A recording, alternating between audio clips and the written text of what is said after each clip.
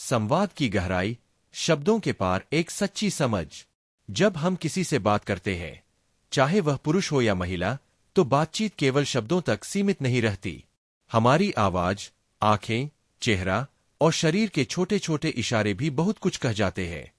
इंसान केवल जुबान से नहीं बोलता, उसका शरीर और उसकी नजरें भी बोलती है।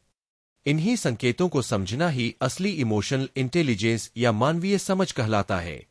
कभी कभी कोई व्यक्ति कुछ कहता है, लेकिन महसूस कुछ और करता है।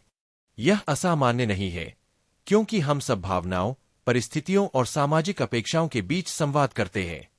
ऐसे में शरीर की भाषा, बॉडी लैंग्वेज, हमारे भीतर के असली भावों का दर्पण बन जाती है। पर ध्यान रहे, इसका उद्देश्य किसी को डिकोड या कंट्रोल करना नहीं, बल्कि बेहतर समझ और सम्मानपूर्ण जुड़ाव बनाना होना चाहिए। आंखों की भाषा, आत्मा का आईना। कहते हैं कि आंखें इंसान के भीतर का आईना होती है। जब कोई व्यक्ति आपसे बात करते हुए आपकी आंखों में देखता है, तो वह आत्मविश्वास, ईमानदारी और जुड़ाव का संकेत हो सकता है। अगर कोई व्यक्ति आंखों से नजरें चुराता है, तो हो सकता है वह शर्मीला हो, असहज हो या बस सोच में डूबा हो। यह हमेशा नकारात्मक नहीं होता। मनोवैज्ञानिकों के अनुसार आंखों का संपर्क, आई कॉन्टैक्ट, तभी सहज होता है जब दोनों लोग आपसी सम्मान और भरोसे की भावना में हों। बहुत ज्यादा नजरें टिकाना भी दबाव बना सकता है, जबकि बिल्कुल नजरें न मिलाना दूरी दिखा सकता है। इसलिए संतुलित नजर मिलाना ही सच्चे संवाद की कुंजी है। मुस्कान और चेहरे के भाव। चेहरे पर मुस्कान केवल एक शारीरिक क्रिया नहीं, बल्कि एक भावनात्मक पुल है। असली मुस्कान आंखों और होठों दोनों में झलकती है, जिसे डचेन स्माइल कहा जाता है। जब कोई व्यक्ति मुस्कुरा रहा हो और उसकी आंखें भी हल्की सिकुड़ जाए, तो यह सच्चे आनंद का संकेत है। लेकिन अगर मुस्कान केवल होठों तक सीमित हो, तो वह सामाजिक औपचारिकता भी हो सकती है। मुस्कान का उद्देश्य किसी को प्रभावित करना नहीं, बल्कि सकारात्मक माहौल बनाना होना चाहिए। सच्चा संवाद तब होता है जब मुस्कान सहानुभूति और समझ से जन्म ले। हाथों के इशारे, भावनाओं की चाल। हमारे हाथ अक्सर वह सब कह देते हैं जो शब्द नहीं कह पाते। जब कोई व्यक्ति सहज होता है, तो उसके हाथ खुले रहते हैं, गति में स्वाभाविकता होती है।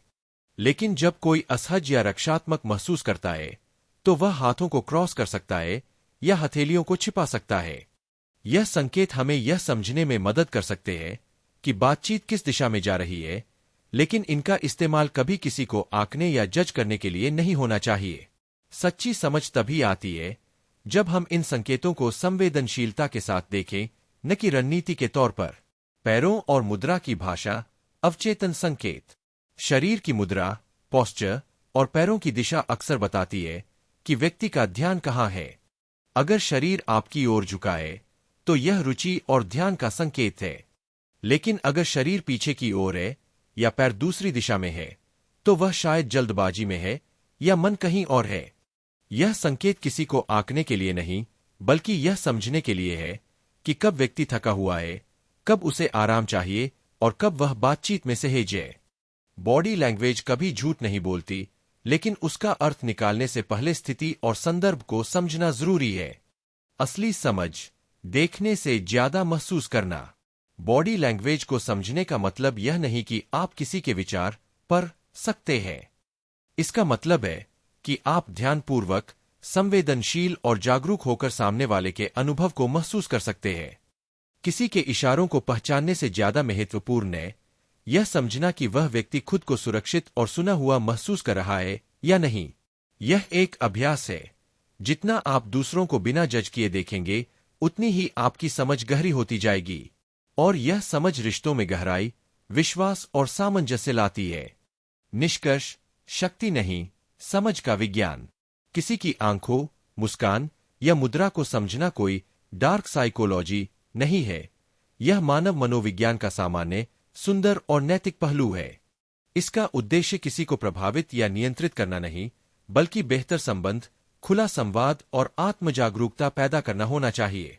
सच्चा संवाद वही होता है जहां दोनों लोग एक दूसरे को सुनते भी है और देखते भी है, बिना किसी दिखावे या पूर्वाग्रह के। जब आप दूसरों के संकेतों को समझना सीखते हैं, तो आप यह भी सीखते हैं कि अपने संकेतों को कैसे बेहतर तरीके से व्यक्त करें। और यही असली ताकत है, नियंत्रण नहीं, बल्कि करुणा के साथ जुड़ने की क्षमता।